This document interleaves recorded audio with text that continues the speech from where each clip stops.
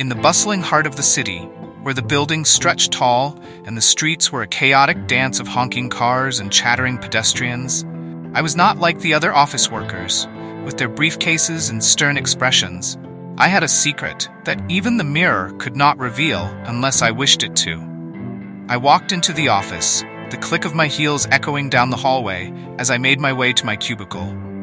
My eyes scanned the room, looking for the usual faces buried in their screens.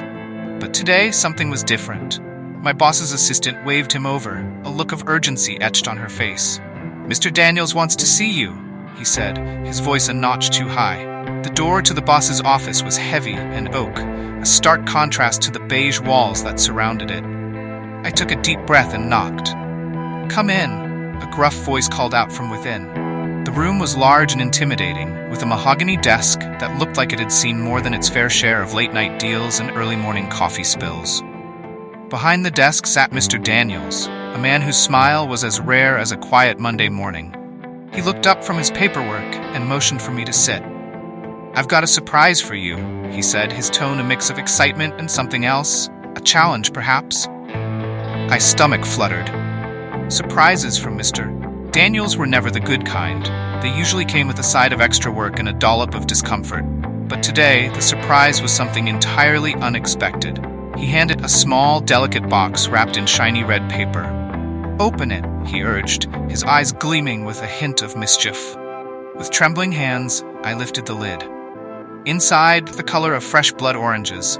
The fabric was soft and shimmering, and Mai could feel his cheeks flushing as he held it up. "What's this for?" I managed to ask, his voice barely above a whisper. Mr. Daniels leaned back in his chair, his fingers steepled under his chin. "Remember that presentation you gave last week?" he began, a smirk playing on his lips.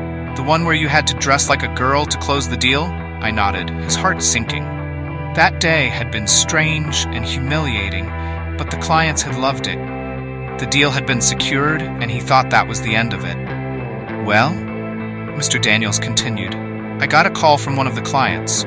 He was quite taken with your performance. He's invited us both to dinner tonight, and he's requested your presence as the beautiful secretary you portrayed so well.